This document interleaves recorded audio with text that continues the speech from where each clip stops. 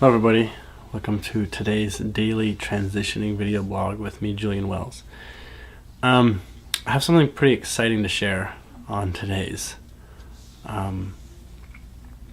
piece. I did a session with a friend of mine, and it gave me a really rapid download.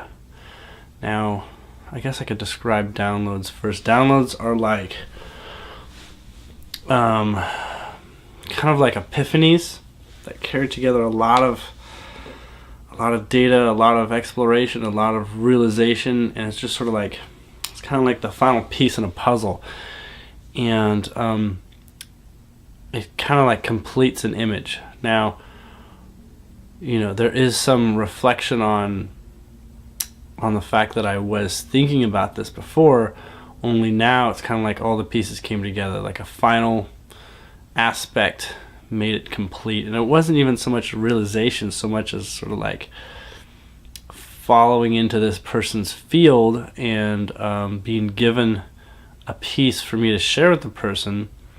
Basically gave me this chance to explore what this person was bringing forward. And I just want to get straight to it. Is actually this thing that I'm going to call a bubble reality. Now, we each have our own independent perspective reality. We can share it by talking about it, but truly it is unique to us, and no one can really experience it through our eyes without going through some very special exercises in energy comprehension and empathy. But what a pocket or bubble reality, it's actually like another three-dimensional space that is kind of created from scratch. It's very similar to a holodeck experience from Star Trek, where you essentially walk through a door and it's a clean slate of reality. It's not, it does, you know, the only basis that it has in function is the agreement you make with what you're comfortable with. So it's kind of like what your higher being has already arranged. So when you walk into this, you'll agree to not change form. You'll agree that gravity is still in effect. It's very similar to also the scene in The Matrix where Neo is brought to a white room, and he and Morpheus are talking. And within the white room, they summon like a whole bunch of guns. And, you know, it just sort of shows up. Well, this is very, very, very eerily similar to that. It is a localized reality for a physical experience.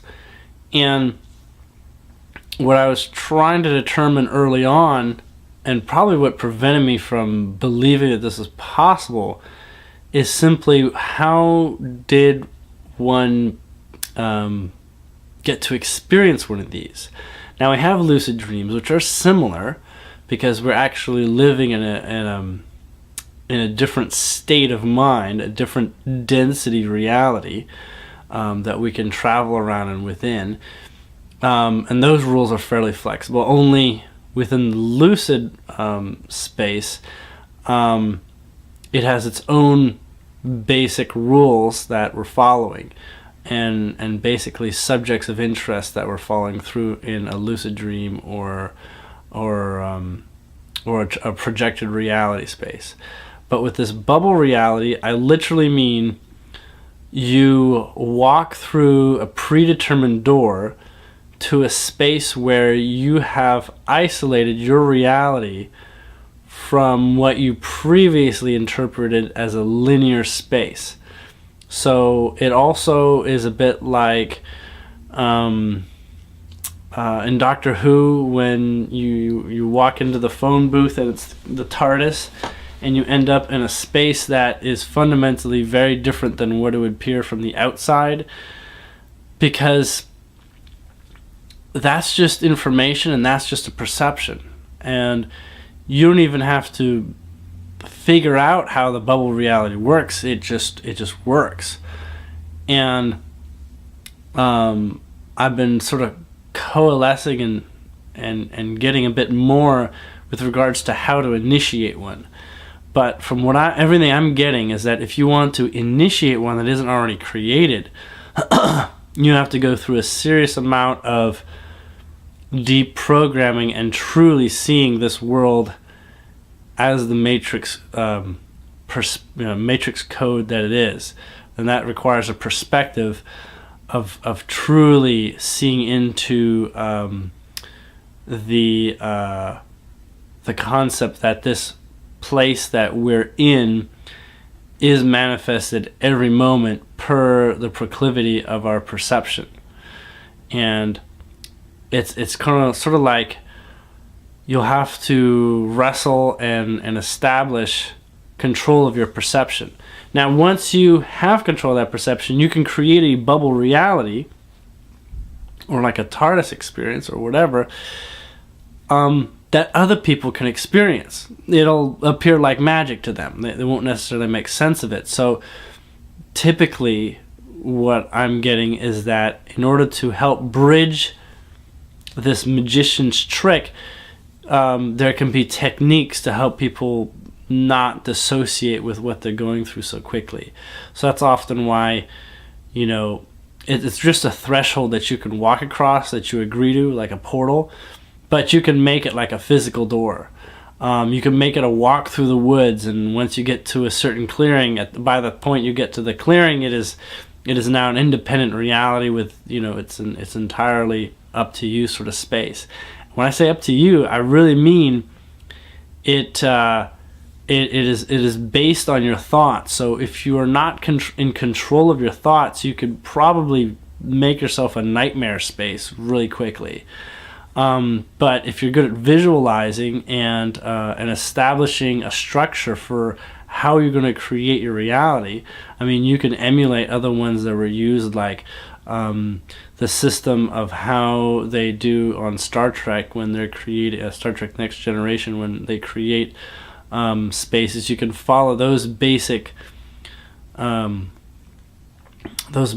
phonetic codes if that's what you want. And you can even template an environment and tweak it. So you could say, there was this cottage I used to go to as a child, and I'd like it, even if I can't remember it right now, if I don't remember all the details, I just like it to be that. And so you can summon up anything you want from the Akashic field. So literally, your intention and an emotional state supplies the specificity of what you're summoning. So you're not going to get a house like the cottage if you said you wanted the cottage. There's your higher being is supporting the creation here, and your higher being will make sure it's the correct one. Will make sure it is the one that that you're looking for. So you do have support, and I have to say I fundamentally believe that this is possible. And more than fundamentally, I'm looking to actually try to do it. But I know it's probably down the end of a path of discovery. And there's several people I want to talk to about this.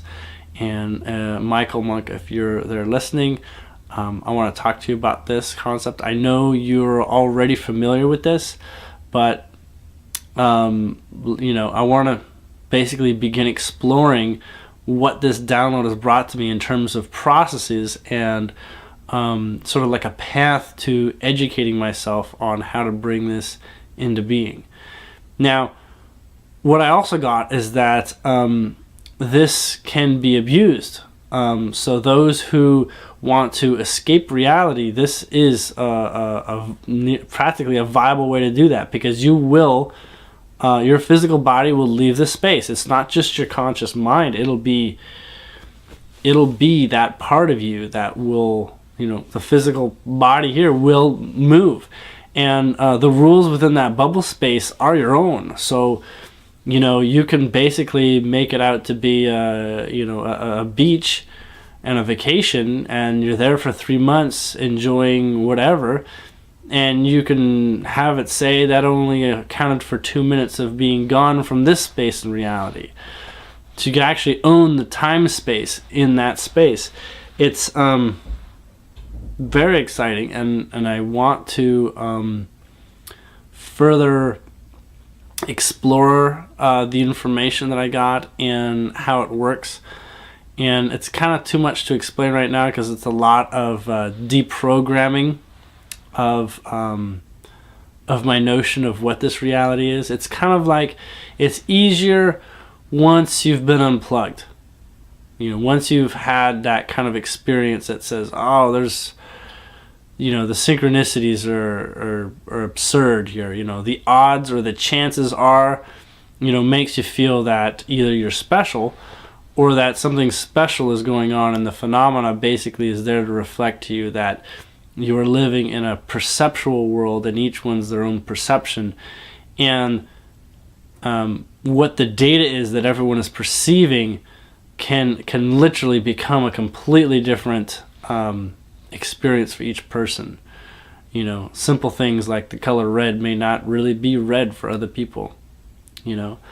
But we do live in consensus reality, so there's a lot of things that we give words to, and even words are a form of symbology. They're not even as accurate as a emotional feeling of something. Like when I hold a glass, you know, the shape of glass is more distinct than another glass, and so I compare the two, and I can actually have a very succinct feeling of what it's like to hold one glass and use one glass over another. And that very subtlety is simply, you know, not acknowledged by just calling them both glasses, you know. So a little off topic, but the point being here is that I wanted to maybe ping if anyone else is interested in this subject, and maybe start a group to explore this. It's more in the concept. I get the sense that there are those that are using them, and they're using them to protect themselves, but they're only doing it, I guess, not to just sort of like escape what it's like on Earth, but they're doing it because they sort of have this aspect of timing for their experience. Like, I'm almost wondering if, you know, there's people that are waiting to expose themselves that discovered what the pocket reality was, and they basically, you know, decided to wait in a timeless realm so that they, you know, may come at the right time through one of these, you know, these exit points to a portal reality.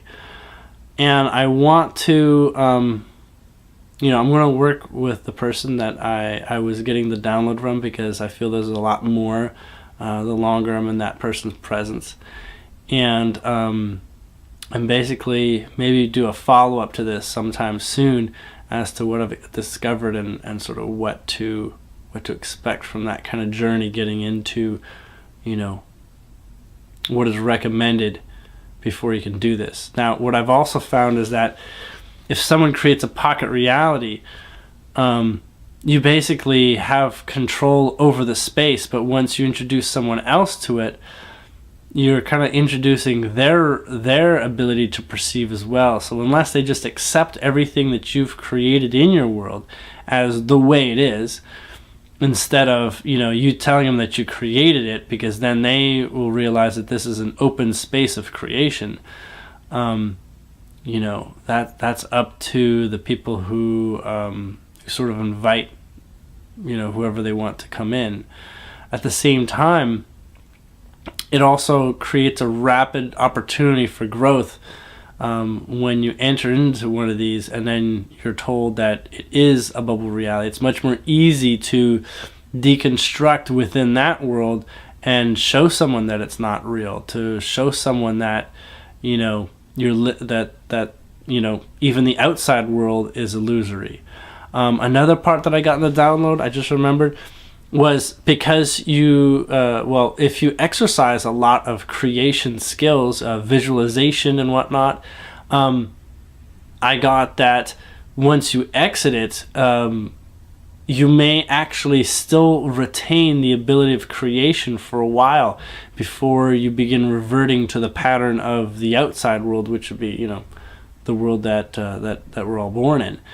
That you could actually have some of your abilities persist because you'll remember what it's like, and you'll note that this world is very similar, only that it has more consensus, co-creative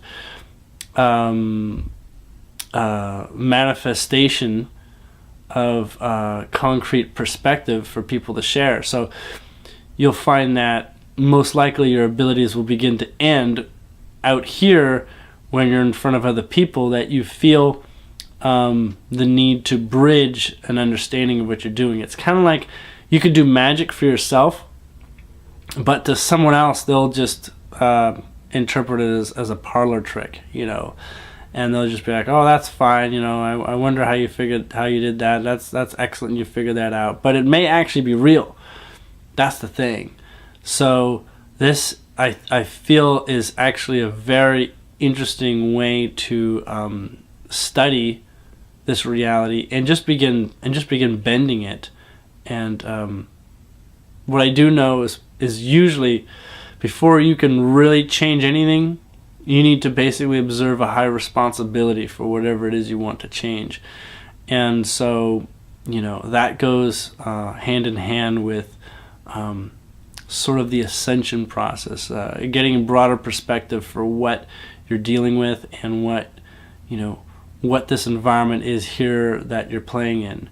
So, oh, I wanted to thank Matthew Ronan for sponsoring this video blog.